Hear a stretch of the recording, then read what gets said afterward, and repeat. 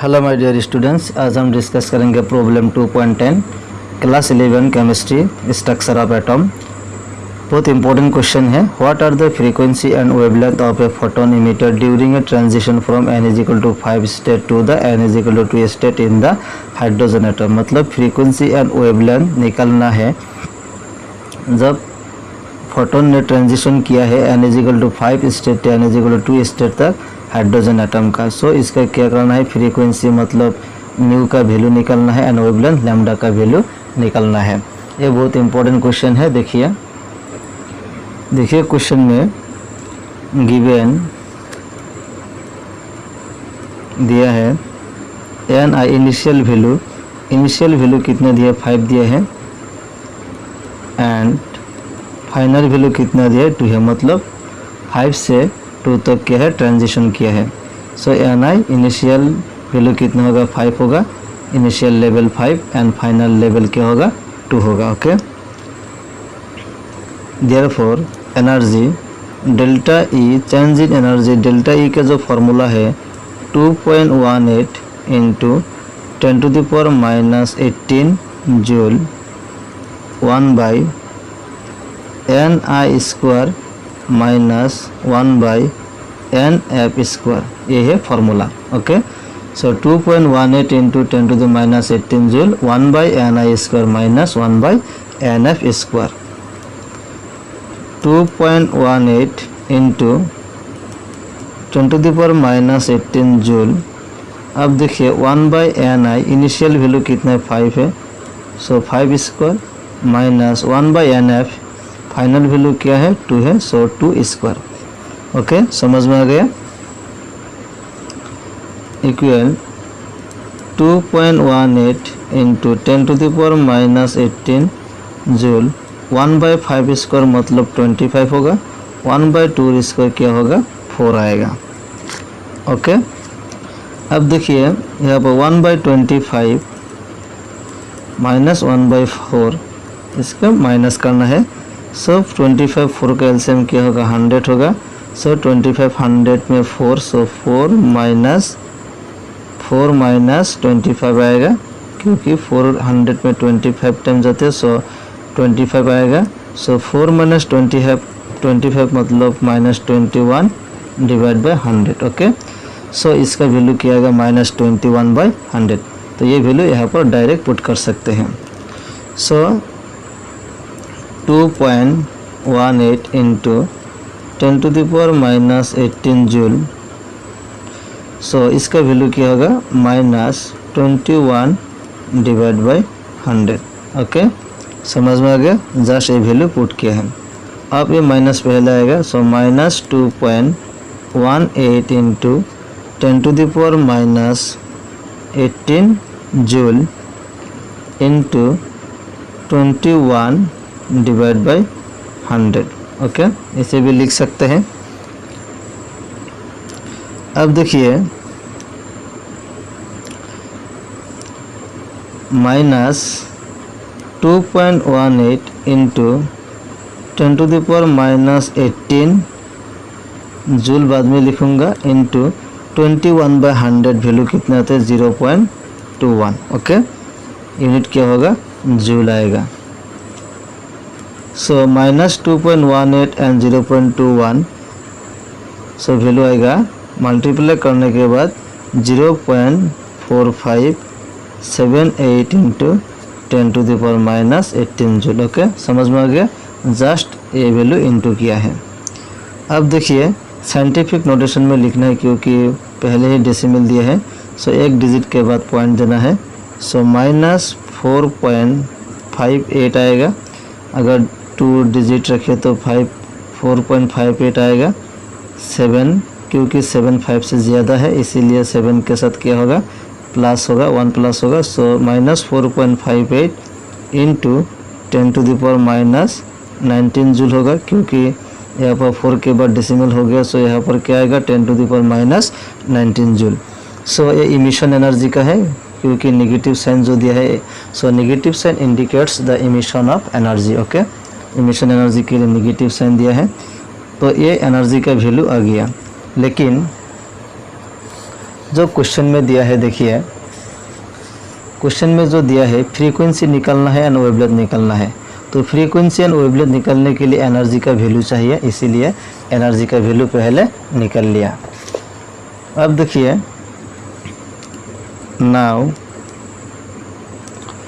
Frequency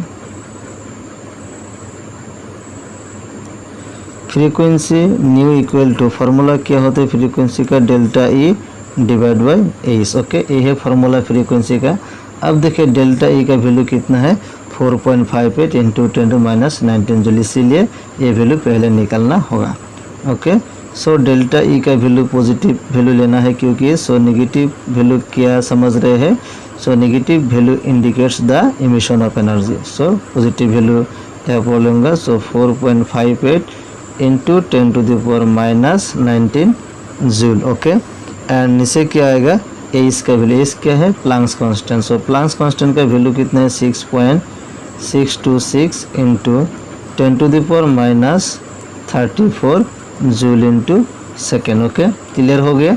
अब देखिए यहाँ पर जूल एंड जूल क्या होगा, कैंसिल होगा। ओके, अब देखिए सो यहाँ पर 4.58 एंड 6.626 ये वैल्यू सॉल्व करने के बाद और डिवाइड करने के बाद वैल्यू आएगा 458। तो देखिए यहाँ पर पहले उसके पहले क्या करना है, जो डेसिमल है वो डेसिमल रिमूव करना है। सो 458 एंड नीचे है 6626। ओके, डेसिमल रिमूव कर दिया। अब देखिए बैलेंस करना है। सो नीचे 1 2 3 डिजिट के आगे पॉइंट है, इसीलिए ऊपर क्या होगा 1000 से मल्टीप्लाई करना होगा एंड नीचे मल्टीप्लाई करना होगा 100 से, क्योंकि ऊपर में 1 एंड 2 डिजिट के पहले क्या दिया है, डेसिमल दिया है। एंड इंटू 10⁻19 इंटू 10⁻+34, नीचे सेकेंड है तो यूनिट क्या आएगा, पर सेकेंड आएगा। ओके, क्योंकि second joule and joule cancel हो गया। अब देखिए 10⁻34 था, ऊपर जाने के बाद क्या होगा +34 होगा। ओके, तो डेसिमल रिमूव हो गया। अब देखिए 0 एंड 0 कैंसिल हो गया, 0 एंड 0 कैंसिल हो गया। सो 4580 को डिवाइड करना है 6626 से इंटू 10⁻, सो -19 34 से 19 माइनस करने से वैल्यू आएगा 15 यूनिट क्या रहेगा, पर सेकेंड, क्योंकि फ्रीक्वेंसी का यूनिट क्या होता है, पर सेकेंड होता है। Okay, so 4580 divide by 6626 value आएगा, डिवाइड करने के बाद 0.691 इंटू 10⁻15 पर सेकेंड। ओके, अब साइंटिफिक नोटेशन के लिखने के बाद 6.91 इंटू 10⁻14 पर सेकेंड, तो ये हो गया फ्रीक्वेंसी। ओके, समझ में आ गया। फ्रीक्वेंसी का वैल्यू कितना हो गया 6.91 इंटू 10⁻14 पर सेकेंड। सो फ्रीक्वेंसी निकल लिया। अब क्या निकालना है, वेवलेंथ निकालना है। Again we know that c is equal to क्या है, न्यू लैम्डा होता है एक फार्मूला, और इन प्लस क्या लिख सकते हैं, nu lambda equal to C लिख सकते हैं, और implies lambda equal to C divide by nu, ये हो गया फार्मूला। सो लैम्डा की वेवलेंथ एंड वेवलेंथ का वैल्यू निकालना है। So lambda equal to C divide by nu. C क्या है, वेलोसिटी ऑफ लाइट, इसका वैल्यू कितना होगा 3 इंटू 10⁸ मीटर पर सेकेंड, ये याद रखना सी का वैल्यू। एंड न्यू का फ्रीक्वेंसी ऑलरेडी निकल लिया है। सो फ्रीक्वेंसी का वैल्यू कितना था 6.91 इंटू 10⁻14 पर सेकेंड। ओके, क्लियर हो गया। सो न्यू का वैल्यू पुट कर दिया, सी का वैल्यू पुट कर दिया, जस्ट सिंप्लीफाई करना है। सो 3 डिवाइड बाई 6.9 इंटू 10⁸ इंटू 10⁻−14 पर सेकेंड कैंसिल होगा। सो यहाँ पर मीटर रहेगा, क्योंकि वेवलेंथ का यूनिट क्या होता है, मीटर होता है। ओके, सो यहाँ पर 10⁸ सा एंड नीचे 10⁻14 प्लस में था, ऊपर जाने के बाद क्या होगा, माइनस होगा। ओके, अब देखिए 3 डिवाइड बाई 6.9, इसका वैल्यू क्या आएगा 0.4 4 इंटू 10⁻14 से 8 तो माइनस क्या आएगा -6 मीटर। ओके, क्लियर हो गया। 0.434 इंटू 10⁻6 मीटर। ओके, अब साइंटिफिक नोटेशन के में लिखने के बाद आएगा 4.34 इंटू 10⁻⁻7 मीटर। ओके, क्लियर हो गया। 4.34 इंटू 10⁻⁻7 मीटर। अब ये क्या करना है, नैनोमीटर में लिखना है। सो नैनोमीटर में क्या आएगा, वी नो दैट, देखिए 1 नैनोमीटर का वैल्यू कितना होता है। सो 1 नैनोमीटर का वैल्यू 10⁻⁹ मीटर होता है। मतलब 10⁻⁹ मीटर से कितना आता है, 1 नैनोमीटर आता है। ये भी लिख सकते हैं क्योंकि ये मीटर को नैनोमीटर में कन्वर्ट करना है। सो 10⁻⁹ मीटर में कितना होता है, 1 नैनोमीटर। देयरफॉर 1 मीटर में क्या आएगा, 1 मीटर इक्वल टू 1/10⁻⁹ नैनोमीटर आएगा। Okay, 1 metre equal to 1/10⁹। Therefore क्या करना है, 4.34 इंटू 10⁻⁷ मीटर को नैनोमीटर में लिखना है। सो 4.34 इंटू 10⁻⁷ मीटर क्या आएगा। सो 1 into 4.34 into 10⁻⁷ divide by 10⁻⁹ unit क्या आएगा, नैनोमीटर। ओके, तो यहाँ पर देखिए 4.34 इंटू 10⁻⁷ प्लस 9 नैनोमीटर, क्योंकि -9 नीचे है, ऊपर जाने के बाद क्या होगा, प्लस होगा। सो 4.34 इंटू 10⁻⁹ से 7 10⁻² 10⁻² नैनोमीटर आएगा। ओके, अब देखिए 4.34 10² मतलब क्या होता है, 100। सो 4.34 इंटू 100 नैनोमीटर। ओके, सो 100 नैनोमीटर मतलब 100 4.34 मल्टीप्लाई करो, सो 434 नैनोमीटर। ओके, सो वैल्यू कितना आएगा, 434 नैनोमीटर। सो इसका वैल्यू आएगा, डायरेक्ट तुम लोग लिख सकते हो 434 नैनोमीटर। ओके, ये हो गया हमारा आंसर। सो वेवलेंथ कितना हो गया, 434 नैनोमीटर। नेक्स्ट देखिए प्रॉब्लम 2.11, ये भी बहुत इंपॉर्टेंट है। सो calculate the energy associated with the first orbit of helium plus. मतलब हीलियम प्लस आयन में जिसका जो फर्स्ट ऑर्बिट होता है, वो फर्स्ट ऑर्बिट का क्या निकलना है, एनर्जी निकलना है। And what is the radius of this orbit, and ये ऑर्बिट का क्या निकलना है, रेडियस निकलना है। तो देखिए सॉल्व कर दिया है, जस्ट मैं समझा दूंगा। सो इसमें लिखना है energy associated with the first orbit. So मतलब एनर्जी लिखना है En। सो ये फार्मूला है En, मतलब n ऑर्बिट में एनर्जी क्या होगा, यहाँ पर फर्स्ट ऑर्बिट सो E1 आएगा। सो En इक्वल टू फार्मूला क्या है, ये फार्मूला याद रखना, -2.18 इंटू 10⁻⁸ Z² पर एटम। ओके, ये हो गया इसका फार्मूला। अब इस फार्मूला में डायरेक्ट वैल्यू पुट करना है। यहाँ पर देखिए हीलियम प्लस के लिए क्या आएगा, n का वैल्यू 1 है एंड Z का वैल्यू 2 आएगा। n इजिकल टू 1 मतलब फर्स्ट ऑर्बिट, समझ रहे हैं। ओके, n का वैल्यू 1 मतलब फर्स्ट ऑर्बिट। अगर सेकेंड ऑर्बिट बोला होता तो n का वैल्यू 2 होता। थर्ड ऑर्बिट के लिए n इजिकल टू 3 आएगा। फोर्थ ऑर्बिट के लिए n इजिकल टू 4 आएगा। फिफ्थ ऑर्बिट के लिए n इजिकल टू 5 आएगा। ओके, समझ में आ गया। यहाँ पर लिखा है विद द फर्स्ट ऑर्बिट, इसीलिए n का वैल्यू 1 दिया है। एंड हीलियम प्लस मतलब हाइड्रोजन लाइक स्पीसीज हो गया। हाइड्रोजन लाइक स्पीसीज मतलब हाइड्रोजन की तरह होना चाहिए। हाइड्रोजन में 1 इलेक्ट्रॉन होता है एंड हीलियम प्लस में 1 इलेक्ट्रॉन होगा, क्योंकि हीलियम अगर प्लस नहीं होता तो 2 इलेक्ट्रॉन होता है। 1 इलेक्ट्रॉन देने के बाद 1 इलेक्ट्रॉन माइनस होगा। सो यहाँ पर क्या आएगा, 1 इलेक्ट्रॉन आएगा। That's why helium plus is hydrogen like species हो गया। सो हीलियम के लिए n इजिकल टू 1, Z का वैल्यू 2 होता है, क्योंकि हीलियम जो होता है एटम, वो एटॉमिक नंबर कितना है, 2 होता है, इसीलिए Z का वैल्यू 2। Z क्या है, एटॉमिक नंबर।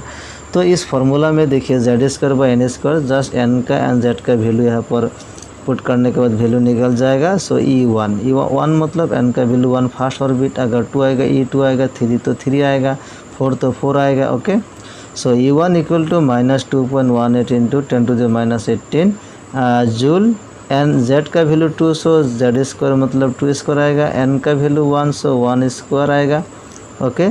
सो ये कैलकुलेशन करने के बाद वैल्यू आ रही है -8.72 into 10⁻18 joule. Okay okay, just 2 square के 4 आएगा, 4 के साथ 2.18 मल्टीप्लाई करने के बाद वैल्यू आएगा -8.72, नीचे 1 स्क्वायर का 1 ही आएगा, तो इसका फ़र्क नहीं पड़ेगा। सो ये वैल्यू हो गया। अब देखिए एनर्जी हो गया। एंड नेक्स्ट क्वेश्चन क्या है, what is the radius of this orbit. ये ऑर्बिट का रेडियस निकालना है। तो रेडियस का फॉर्मूला है Rn = 0.0529 nanometre by Z N square. ये फार्मूला याद रखना होगा। ओके, अगर नैनोमीटर में नहीं होगा तो 52.9 मीटर में आएगा, वो भी फार्मूला यूज़ कर सकते हैं। अगर यहाँ पर मीटर लिखा तो 52.9 आएगा and N square by Z रहेगा, बाकी सेम है, लेकिन नैनोमीटर में दिया है इसीलिए 0.0529 nanometre N square by Z square. Just ये फार्मूला क्या करना है, अप्लाई करना है। ओके, क्लियर हो गया। अब देखिए सिंस n = 1, हीलियम प्लस के लिए n का वैल्यू क्या होगा, 1 होगा, एन जेड का वैल्यू क्या होगा, 2 होगा फर्स्ट ऑर्बिट के लिए, इसीलिए सो Rn मतलब यहाँ पर R1 लिख सकते हैं। सो Rn और R1 = 0.0529 nm nanometre divide by Z था, जेड का वैल्यू 2, एन स्क्वायर था, एन स्क्वायर का वैल्यू 1 स्क्वायर। सो ये 2 से डिवाइड करें तो वैल्यू आएगा 0.02645 नैनोमीटर। ये हो गया आंसर। तो देखिए प्रॉब्लम 2.1 एंड प्रॉब्लम 2.10 ये दोनों क्वेश्चन बहुत इंपॉर्टेंट है। सो फाइनल एग्ज़ाम के लिए ये प्रिपरेशन करते रहिए। तो नेक्स्ट वीडियो में हम डिस्कस करेंगे डी ब्रोगली इक्वेशन के बारे में, मतलब डी ब्रोगली इक्वेशन के साथ जो न्यूमेरिकल प्रॉब्लम है उसके बारे में डिस्कस करेंगे।